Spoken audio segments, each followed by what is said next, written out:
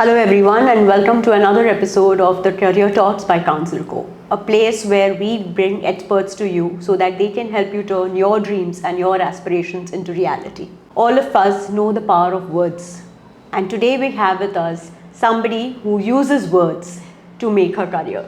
So, hello, Vandana Joshil. Hello, thank you so much for having me here. We are most delighted to have you here. And before we begin, can you please tell an audience a little bit about yourself and what you do? Okay, so like she said, I'm Vandana Joshil. I am a storyteller and a content writer, and I've been writing since over 2 decades. I have been into content not just for the media, as in press. I've also written for publications. I write for websites. I write profiles. I write brochures. And off late, I've taken to writing stories. So that's me in a nutshell. Wow, that's a lot of words. Yes, quite a lot. So, Vandana, before we get into what being a writer or content writer entails, tell me something is when did you discover your passion for writing or you realize that that was something that you wanted to do? Oh, so you'll have to go way back into my childhood. So I've always read a lot, and when I used to read, writing was some kind of an escapism that I had. I didn't have too many friends, so I would come back home and I would write. I used to write journals. I used to write diaries, which I thought were bestsellers at that time.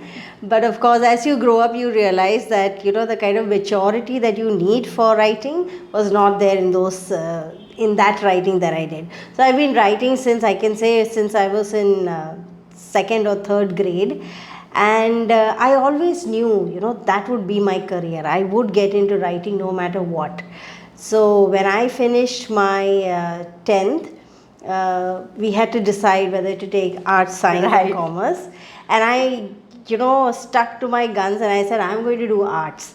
And I remember a lot of people coming and telling me that arts में तो कोई career नहीं है. And I said no, I'm going to do arts, and I'm going to pick up literature and make my career from there.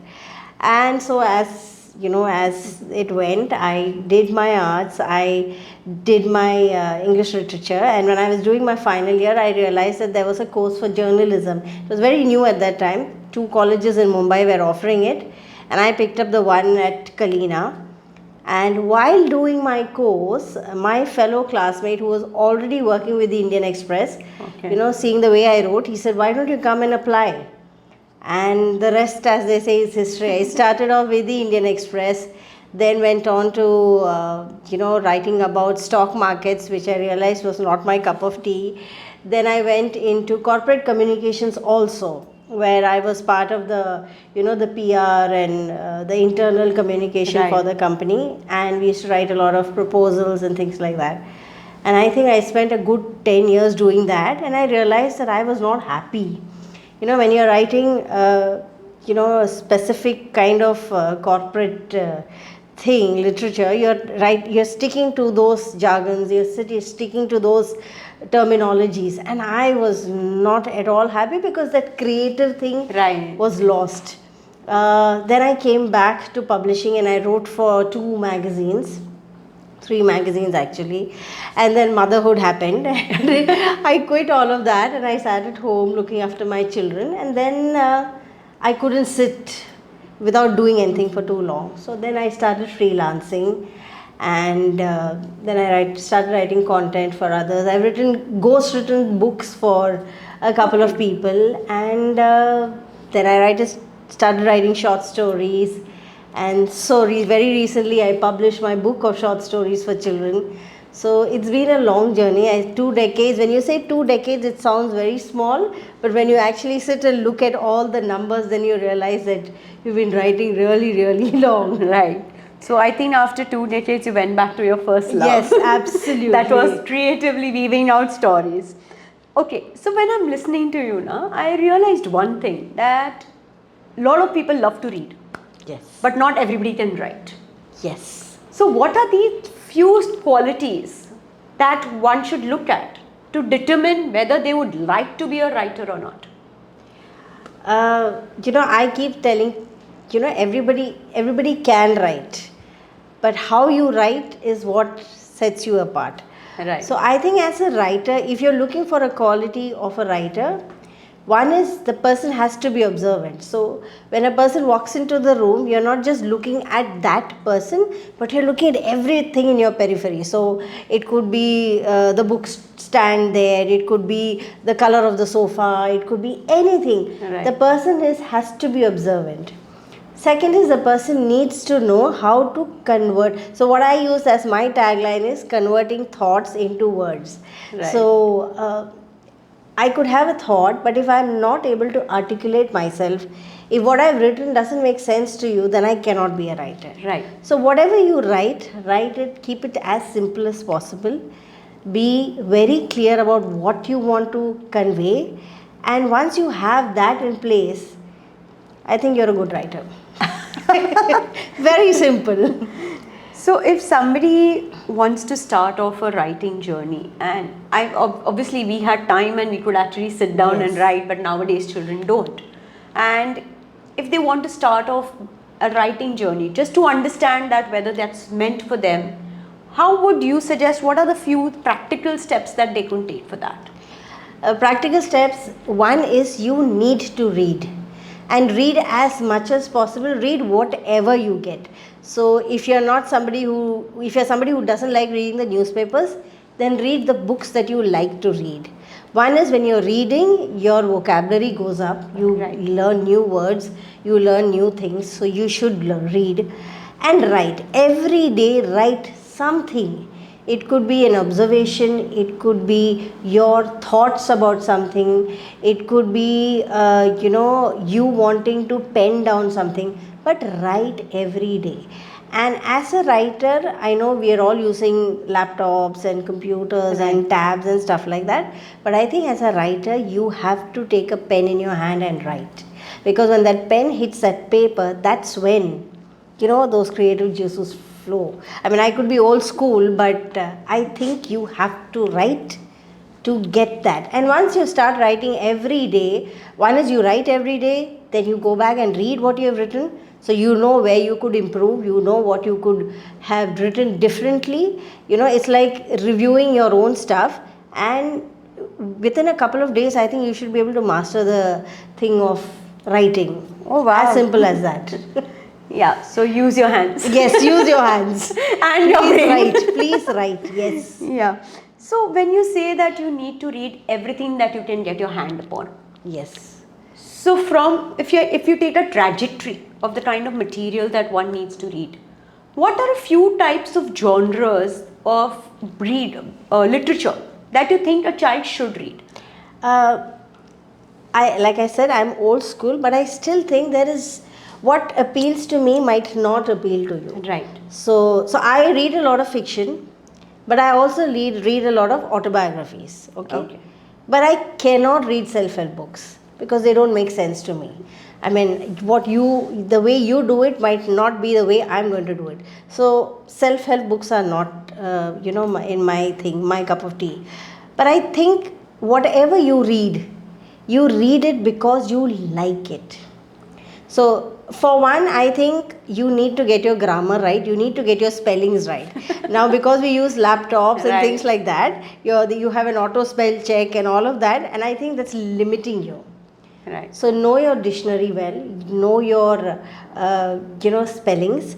And when I say dictionary, the same word could have different meanings if set in a different context. So understand that. Understand how you can use your words. Play of words is very important. So there is no hard and fast rule as to what books you need to read. You just need to read, because the more you read, the more you realize how you can write, the more writing styles you find, and more ways of writing. Not just writing styles, there are different ways of writing, different ways of expressing yourself. So I'm not going to give you a list of 10 books that you must read to get your writing done. I think you just read as much as possible and different kinds of books. Because when you read one particular style of writing, then you will also end up writing exactly like that. So go through different kinds of books. Now, right now there are 2 books lying over here. So pick up any of these and read. But read. That's it.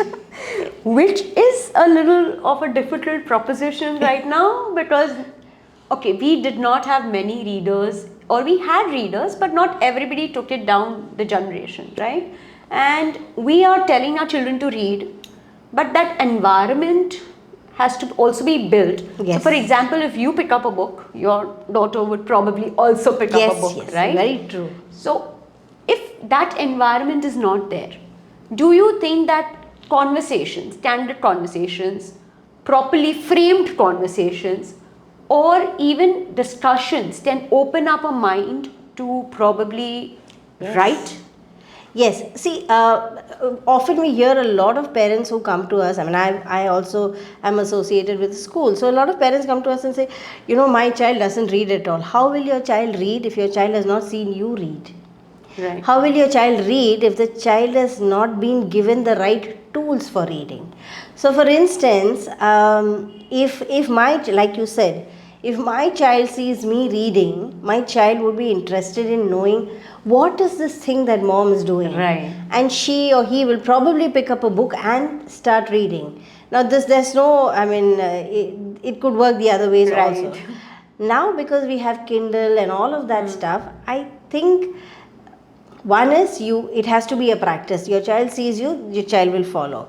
Second, like you said, these conversations have to happen. So, for instance, if there is a book that is being talked about a lot, you don't necessarily need to buy the book to read the book. Even if you read the review of the book, at least you can start talking about that. You know what? This has been written there. And do you think this is the way it should be, or do you think that topic Right. really matters? So these so you kind of trigger a kind of sense of curiosity. Right. The child wants to know, okay, mom is talking about this. There must be something in that. If not anything else, the child is just curious and wants to find out what is in the book. The child may pick up the book and read it or just drop it there. So for instance, when God of Small Things was released and it got the Booker Prize, Right. everybody was gaga about it. I was in college at that time and I wanted to know what this book was about. So, saved up my pocket money, went and bought the book. But it did not resonate. I mean, it made no sense to me. Right. And I kept it back. I mean, I gave it to my friends and I said, you read it if you want to. But I never went back to the book. Now, years later, since I'm also from Kerala, so some of the things that she has written over there make sense to me now. Now that we don't have an ancestral house there, I can still feel, all of those things that she has written. Now that book makes sense to me. So now when I pick up the book, I talk to my children about it. You know what? You children haven't seen this.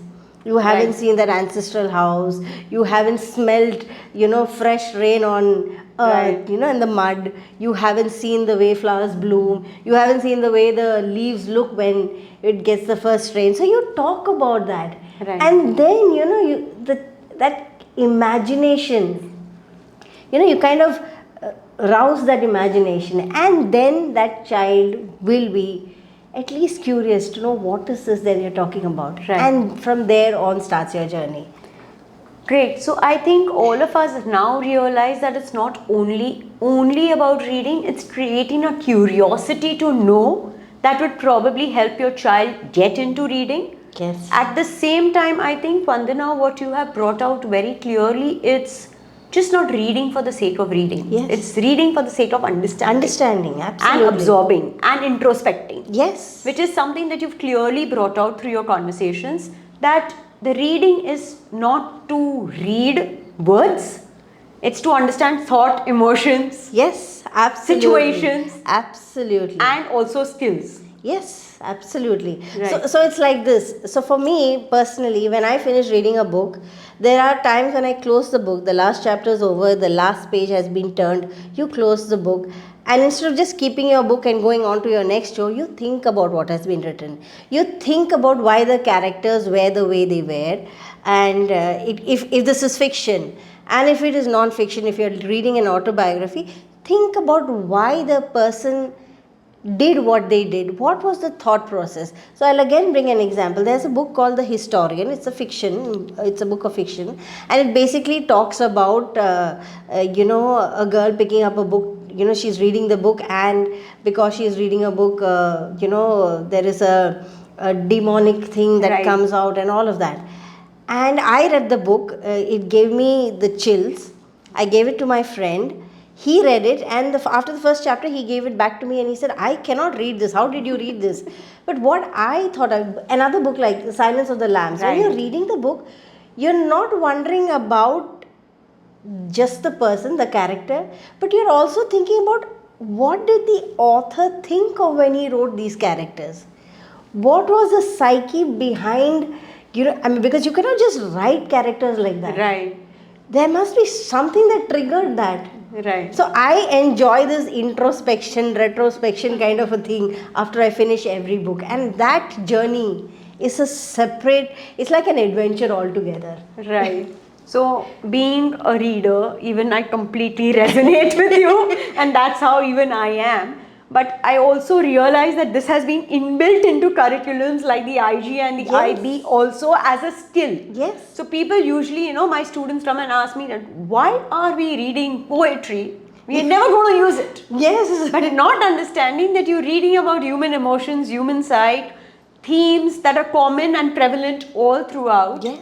And this is something I think everybody should understand, that this is what reading opens the door to. Absolutely. Perspectives. Absolutely. You're not limiting yourself. You're thinking beyond the box. We have spoken about thinking outside the box, but you're thinking beyond it. And I think that's amazing. Yeah, and that's what makes a good writer. Yes. Also, because then there is no box to your imagination. Absolutely.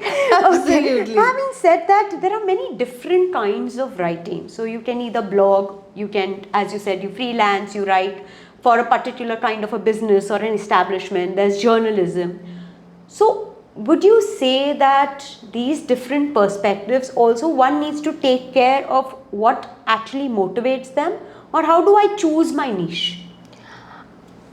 How do you choose your niche? Okay. One is, when you start off as a writer, you really don't know what you can write about. Okay. Right. So it's like testing the waters. So if somebody is starting off as a writer, as a content writer, I would say that write about everything. In the process, you learn. Okay. So at the very first go, when you start writing, you're not going to say, oh, I'm going to write only politics. Maybe politics is not your game. Maybe you're a brilliant crime reporter if you're talking about journalism. So figure out what you like to write about. Just because I read thriller stories does not make me a brilliant brilliant detective. So try different things. And I give yourself a year to 2. By the end of the second year, you will realize what you're actually good at. And once you realize what you're good at, then hone your skills over there. Read up as much as possible about that specific genre, that specific beat, or that specific thing that you have picked up. And read up about it. If you need to learn something new to be able to write that kind of content, get into a course, learn. But keep learning, and only then will you keep improving. So figuring out your niche right at the beginning is impossible, because we are very immature at that time. Right. You need to know, test the waters. You need to, put your hand in. You need to put your body in, soak yourself, go for a swim. Only then will you be able to figure out what really fits your thought process, Right. what touches your heart, and what makes writing easy. So Right. you have to try everything. Okay.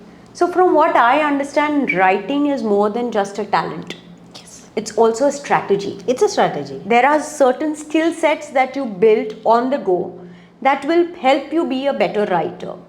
So if you can summarize what kind of skill sets are required, then that would be great for the audience, because that would give them a much better clarity other than the exploration that you already spoke about. Skill sets, like I started at the beginning, I think you have to have the power of observation. You must be aware of everything that's happening around you, whether it is current affairs or whether it is just random things placed around the room. You must be aware. Your senses should be able to pick up stuff, because when you are able to pick up stuff and you're aware of what's happening around you, your sensibilities are high, your visual imagery is also great. So then when you sit to write, it makes writing easy. But besides that, like I said, be on point with the kind of language you use. If you're writing like the teeny stuff that appeases teens, Right. use their language. So you should be aware of what they are writing. Now at 47, if I have to write a teenager's novel, I might not do justice to that thing. Right. But if I have spent enough time with teens, Right. I understand what they are talking. It will be much more easier. So know what you're writing about, study the subject. So for instance, if you're writing about the stock markets, learn the stock markets, understand everything there is to Right. it, and then start writing. So if you wanted me to summarize it, I would just say be aware, be in tune with what's happening currently. Read, again I keep saying, read as much as possible, and then let the words flow. Great. So tell me that whenever I go and suppose I even go to a publishing house, I always need to maintain some sort of a portfolio of my writings or my exposure, or even if I'm going to be operating for a job.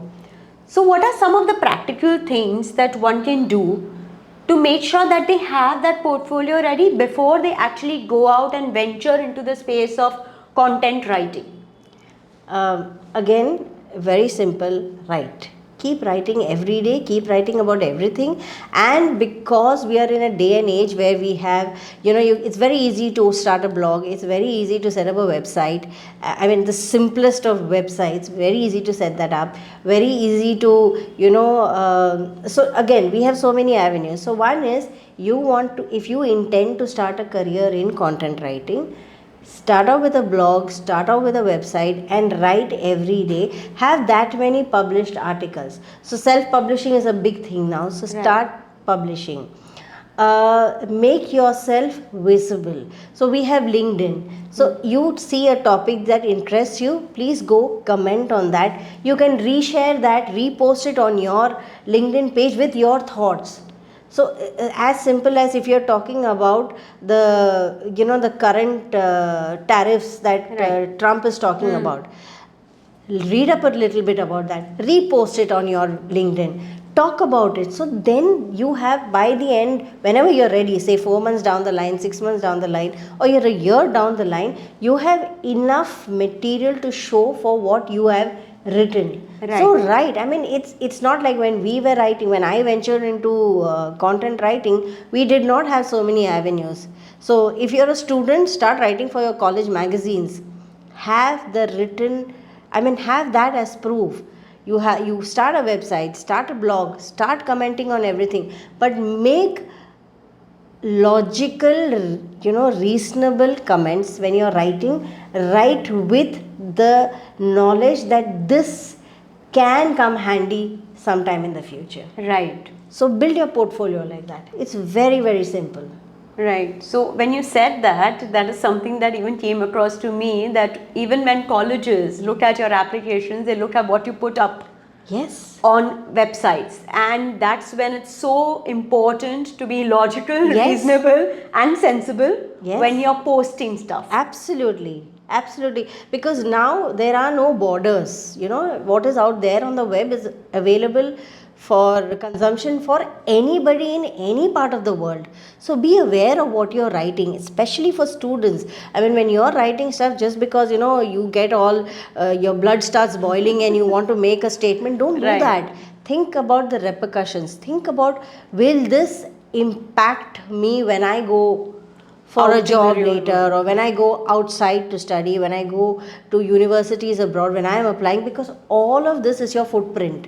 They are going to be watching, they are going to be reading. So please make sensible comments, make logical comments, write logical, reasonable content and put them out there. Put them as your thoughts, yes, but without all the jimbora of, politically motivated stuff. Yeah. So now, something that strikes me and something that even my students do, the use of AI, GPT, Perplexity, you name the tools, Grammarly, Yes. they're all there. They're all there. To make your life easier. And somewhere I feel that people feel that content is not that big a field now. or does not have that much of scope, because AI can do stuff for me. Yes, Right? absolutely. And not many people would venture out into this field unless they're really passionate about it. So today, could you shed light on, is content writing actually a viable, feasible field to pursue? Okay, this is a question that very recently my niece's friend called me up and said, you know, auntie, I want to do this and my dad is against it because this is not a viable career option. Will you make money? So I told her, Bacha, you're not going to be making too much money here, at least not at the start. Again, having said that, AI and all of these tools, it's amazing what they can do. And I think you should use it too. Okay. But what you need to understand is that the originality that you as a writer bring is something that AI will not be able to bring in. The emotions that you as a human can bring to your writing is again something that AI will not bring. So yes, use AI, use all the tools there are to probably get a framework to what you want to write. But at the end of the day, write what you want to write. So pick up pointers, let them be, your bullet points to expand on your story or expand on your content. But the originality, the emotion, the humanness that an individual brings, a human brings to content is something that is irreplaceable. I mean, AI, at the end of I think 10 years, you will see that most of the content is going to sound repetitive. It's going to look just alike. Right. Because, I mean, it's not, there is no human touch to it. So I think, okay, I will also, say this, that if you want to make content writing as a career option, currently I think you should use it as a part-time career option, because if you want to make money, content does not give you money. Okay. I mean, I'm being very honest about this. Start off small, like we said, build up your portfolio, and then when you become a brilliant writer, when you find your niche, then there'll be no stopping you. So use the tools, use everything that's there. Actually, use technology to your advantage. So, I mean, there was a time when computers came, people said, oh, all those people who have been writing are going to lose their jobs. Right. Nobody lost their jobs. And computers actually aided faster production of whichever Right. field it was. Yep. So use AI, use all the tools available. It's good. I mean, it shouldn't stop you. But keep your originality, your authenticity intact. That's it. Right. So I also understand that content writing and content creation and even being a writer is not something that's going to happen overnight. The money is not going to be coming overnight. Nope. It's a process. It's something that you do because you're really passionate about it. Yes. And you realize somewhere that that's ultimately what your goal is going to be. But at the same time, you have to be prepared that it is not going to give you that much of money initially. Initially, yes. And if you really want to do it fast, you need to start a lot earlier. You start a lot early. Yes, absolutely. Right? Absolutely. You have to hit the ground running. There's no two ways about it. Right. So thank you so much, Vandana, for these insights into the world of writing, because I also read, but I'm not sure that I might be that good of a writer. For the simple reason is writing is a lot more than just reading or just having a way with words. Yes. It has to do with your persistence, your need to put your introspections out there, your perspectives, and being out of the box, beyond the box. Beyond the box. That will actually carve out a niche for yourself. Absolutely. Yeah. So thank you so much, Thank you Vandana, so for this much. conversation. I'm sure there are a lot of writers out there who will find this helpful. Do drop in your comments to us and we will help make sure that we can give you all some feedback. Thank you so much. Thank you. Thank you so Thank much. you. Thank you, Vandana. Thank you.